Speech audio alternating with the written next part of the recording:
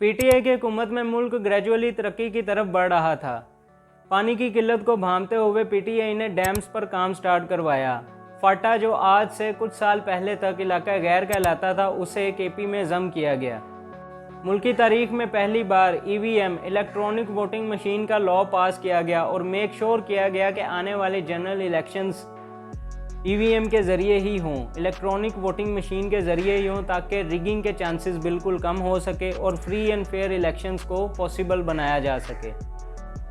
इसके अलावा पीटीआई की फॉरेन पॉलिसी भी आज़ादाना फैसले कर रही थी और मेक श्योर किया जा रहा था कि एक आज़ाद फॉरेन पॉलिसी बनाई जाए और रीजनल कंट्रीज़ के साथ ट्रेड को पॉसिबल किया जा सके। इसके लिए मुख्तलिफ रीजनल कंट्रीज़ के साथ ट्रेड पर भी फोकस किया जा रहा था। पाकिस्तान में बढ़ती हुई महंगाई को काउंटर करने के लिए तमाम अपोजिशन पार्टीज़ ने एक होकर एक पार्टी तश्कील दी, जिसका नाम पाकिस्तान डेमोक्रेटिक मूवमेंट रखा गया और पीटीआई के तमाम पॉलिसीज़ को कड़ी तनकीद का निशाना बनाया गया। इसी में उनकी फॉरेन पॉलिसी भी शामिल थी। अगर 10 रुपये पेट्रोल महंगा किया जाता था तो पीडीएम इसे कड़ी तनकीद का निशाना बनाती थी और बार बार यही बात करती थी कि ये हुकूमत, पीटीआई की हुकूमत करने के लायक नहीं है, बेहतर यही है कि आप जल्दी से जल्दी इलेक्शंस का ऐलान करें। पाकिस्तान की तारीख में पहली बार आज़ादाना नेशनल सिक्योरिटी पॉलिसी पर भी काम किया गया, लेकिन जब अमेरिका को इस बात की खबर हुई कि पाकिस्तान अपनी रीजनल कंट्रीज़ के साथ ट्रेड को फ़रोग दे रहा है और उनके साथ ताल्लुकात को बेहतर से बेहतरीन बनाने की कोशिश कर रहा है, तो ऑब्वियसली अमेरिका को ये चीज़ पसंद नहीं आई, क्योंकि पाकिस्तान आज़ाद होने से लेकर आज तक अमेरिकन कैंप का हिस्सा रहा है और पाकिस्तान एशिया में अमेरिका का सबसे बड़ा एलाय है। इमरान खान की आज़ाद फॉरेन पॉलिसी को देखते हुए अमेरिका ने पाकिस्तान में रजीम चेंज ऑपरेशन करने का फ़ैसला किया। फिर इमरान खान को नो कॉन्फिडेंस वोटिंग के ज़रिए आउस्टेड किया गया और इस तरह पीडीएम को हुकूमत मिल गई। पीडीएम के हुकूमत में आने का सिर्फ एक ही मकसद था और वो ये कि जितने भी उनके खिलाफ केसेस बने हुए हैं उन तमाम केसेस को ख़त्म किया जाए और इलेक्शन लॉज को तब्दील किया जाए, ताकि आने वाले जनरल इलेक्शंस में उनकी पार्टी अच्छे वोट से जीत सके, रिगिंग करके जीत सके। जब रजीम चेंज के ज़रिए पीडीएम हुकूमत में आई तो उस वक्त रशिया और यूक्रेन के दरमियान कॉन्फ्लिक्ट जारी, जिसकी वजह से आलमी मंडी में क्रूड ऑयल की प्राइसेस बहुत ज़्यादा बढ़ गईं, जिस वजह से पाकिस्तान में भी बहुत ज़्यादा महंगाई हो गई। अब हालात ये हैं कि पाकिस्तान इस वक्त दिवालिया होने के करीब है।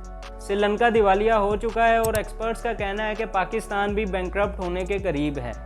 मैं आपको पहले ही बता चुका हूं कि पीडीएम का हुकूमत में आने का मकसद सिर्फ यही था कि वो अपने केसेस ख़त्म करवा सके, लेकिन बढ़ती हुई महंगाई को काउंटर करने के लिए इनके पास कोई प्रॉपर पॉलिसी नहीं थी। यही वजह है कि अब बार बार महंगाई बढ़ाई जा रही है, नए से नए टैक्सेस लगाए जा रहे हैं। आज नए टैक्सेस लगे हैं, कल फिर कोई और नया टैक्स ले आएंगे, क्योंकि इनके पास कोई भी प्रॉपर पॉलिसी नहीं है। अब हालात इतने ज़्यादा ख़राब हो चुके हैं कि पाकिस्तान के बड़े बड़े इदारे और इंडस्ट्रीज़ को लीज़ पर देने की तैयारियां शुरू हो चुकी हैं। इस इमेज में आप देख सकते हैं कि किन इलाकों को, इंडस्ट्रीज़ को और इदारों को लीज़ पर देने की तैयारियां हो चुकी हैं। अमेरिका में पाकिस्तान का रोजवेल्ट होटल है जिस पर अमेरिका की नज़रें हैं और उसे लीज़ पर देने की तैयारियाँ हो चुकी हैं।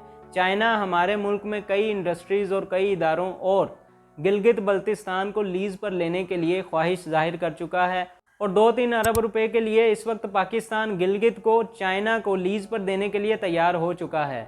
इसके अलावा पाकिस्तान पर अमेरिका की तरफ से मुसलसल प्रेशर डाला जा रहा है कि आप इसराइल को तस्लीम कर लें, इसराइल को रिकॉग्नाइज़ कर लें।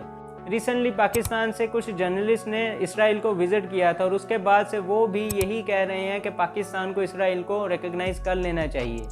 इस वक्त अमेरिका पाकिस्तान से ना सिर्फ इसराइल को रिकॉग्नाइज़ करने की डिमांड कर रहा है, इसके अलावा वो अड्डे भी मांग रहा है, बेसिस भी मांग रहा है, ताकि अफ़गानिस्तान पर नज़र रखी जा सके। अमेरिका के पाकिस्तान से बेसिस मांगने पर ही इमरान खान ने अमेरिका को एब्सोल्युटली नोट कहा था, जिसकी वजह से अमेरिका ने इमरान खान को हटाने का फैसला कर दिया था और रजीम चेंज ऑपरेशन किया गया। हम जानते हैं कि श्रीलंका इस वक्त दिवालिया हो चुका है और श्रीलंका की पोर्ट्स चाइना के पास लीज़ पर हैं। मतलब ये कि श्रीलंका की पोर्ट्स चाइना फ्री यूज़ कर रहा है। इसी तरह हमारी ग्वादर पोर्ट है जो चाइना अपनी ट्रेड के लिए यूज़ करता है और ये भी ऑलमोस्ट फ्री यूज़ करता है। इस वक्त चाइना पाकिस्तान के कई इलाकों में इंटरेस्ट शो कर रहा है और पाकिस्तान की मौजूदा हुकूमत पाकिस्तान को दिवालिया होने से बचाने के लिए उन इलाकों को लीज पर देने के लिए तैयार हुई बैठी है। अब अगर कई इलाकों में आपको फॉरेनर्स ज़्यादा नज़र आने लगे तो इसका मतलब ये नहीं है कि पाकिस्तान में टूरिज़्म फ़रोग पा रहा है, बल्कि इसका मतलब ये होगा कि फॉरेनर्स पाकिस्तान में एज ऑनर्स उन इलाकों में आएंगे और उन इलाकों पर उन फॉरेनर्स का कब्ज़ा होगा, उनकी मलकियत होगी। इसके बदले में हमें चंद मिलियन डॉलर्स मिल जाएंगे और पाकिस्तान को वक्ती तौर पर दिवालिया होने से बचा लिया जाएगा। इस वक्त पाकिस्तान IMF से बेल आउट पैकेज लेने के लिए कोशिशें कर रहा है, लेकिन IMF अपनी शराइत को बढ़ाता जा रहा है। उसकी डिमांड है कि आप मज़ीद टैक्सेस इम्पोज करें, आप मज़ीद टैक्सेस लगाएं, मज़ीद महंगाई करें, उसके बाद ही हम आपको बेल आउट पैकेज देंगे। इसी के साथ साथ अमेरिका पाकिस्तान से इनडायरेक्टली ये डिमांड कर रहा है कि आप हमें बेसिस दे दें, इसराइल को रिकॉग्नाइज़ कर लें, इसके बदले में आपको बेल आउट पैकेज भी मिल जाएगा और आपको फैटअप से भी निकाल दिया जाएगा। लेकिन ये तमाम खबरें आपको हमारे बड़े बड़े न्यूज़ चैनल्स पर नहीं मिलेंगी, क्योंकि कभी भी हमारे बड़े हमें पूरा सच नहीं बताते, हमसे सच छुपाया जाता है। रिसेंटली हुकूमत ने तमाम बड़ी इंडस्ट्रीज़ पर 10% सुपर टैक्स लगाने का फैसला किया। वज़ीर-ए-आज़म के इस ऐलान के बाद हमारी स्टॉक मार्केट क्रैश कर गई। इस वक्त हुकूमत के पास कोई भी प्रॉपर पॉलिसी नहीं है, उन्हें नहीं पता कि मुल्क के हालात को कैसे नॉर्मलाइज करना है। इसीलिए जब भी वो प्रेस कॉन्फ्रेंस करने आते हैं तो वो पुरानी हुकूमत को ब्लेम करके चले जाते हैं। उन्हें अवाम से इंगेज करना ही नहीं आ रहा, उन्हें अवाम से बात करनी नहीं आ रही, उन्हें अवाम को एतमाद में लेना नहीं आ रहा।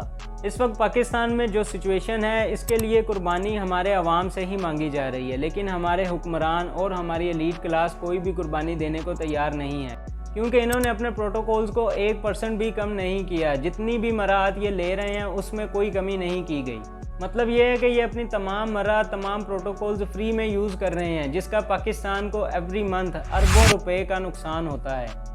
ये अपने उन प्रोटोकॉल्स को ख़त्म करने के लिए तैयार नहीं है, लेकिन अगर किसी को कुर्बानी देनी है तो वो इस मुल्क के गरीब अवाम ही हैं।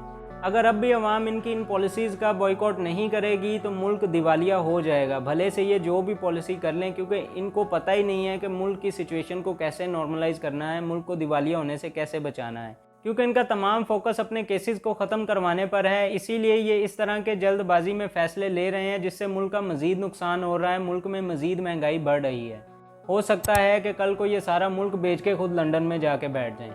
इसका सोल्यूशन सिर्फ यही है कि पाकिस्तान की इकॉनमी को स्टेबल करने के लिए एक ऐसी पॉलिसी बनाई जाए जो 20 से 25 साल के लिए हो।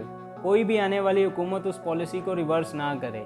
मैं अपनी कई वीडियोस में बता चुका हूं कि हमारे तमाम सियासतदान सिर्फ 5 साल का प्लान बनाते हैं, 5 साल से ज़्यादा उनका प्लान नहीं होता। यही वजह है कि हर आने वाली नई हुकूमत ये कहती है कि मुल्क इस वक्त मुश्किल हालात से गुजर रहा है। Nation has to suffer, nation has to sacrifice, nation has to bear all the taxes.